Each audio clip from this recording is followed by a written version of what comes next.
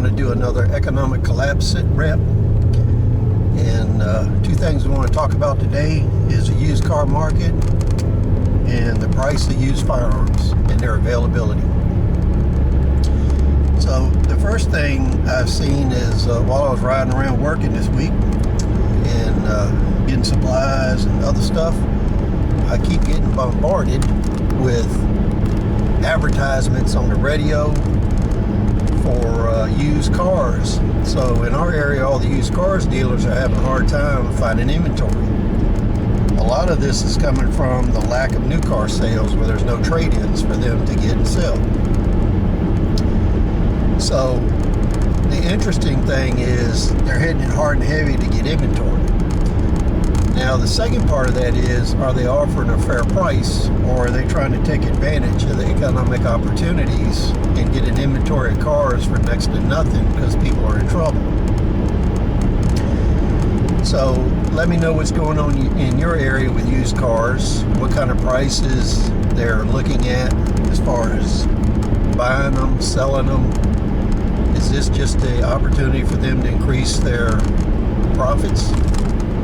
Or is this a genuine lack of automobiles for sale?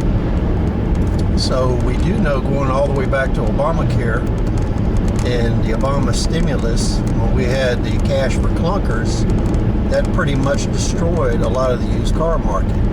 A lot of cars that poor people would have been able to get were destroyed in that operation. So is this a lingering effect? Is this an effect of our economy today? Or a combination of all these things? Share your thoughts, let me know. So let's talk about used guns. Today I looked on Gun Broker. I like to collect Marlin 22 semi-automatics. They were probably the highest civilian production gun. So when you look at Marlin 22s, there's been over 18 million unproduced. So they're very common, but there's a lot of variations. So it makes for a low-cost collecting market in normal times.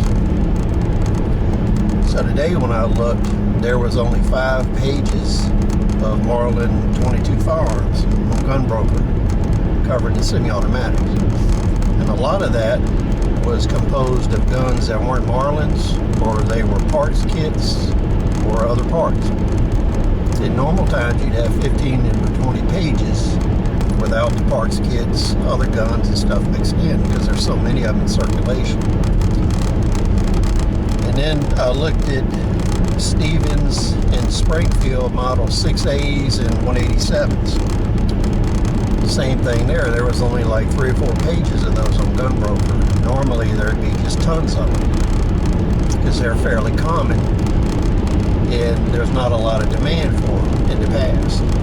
So the Marlins and the Stevens, Savages, things like that, the old semi-automatics, they would go for under $100, and there was plenty of them to go around. So what I'm seeing today is there's a shortage of them, and the prices on them are in the $250 range and higher, which is very unusual.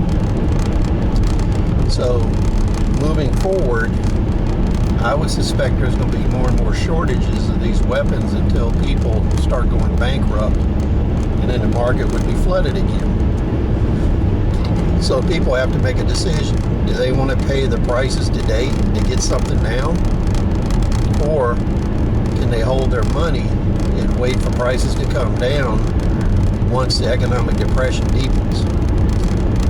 So that's really a question based on whether you think you're going to have disposable income at that time, or do you have a serious need for the weapon now? So let me know your thoughts. Please rate, subscribe. See you on the next video.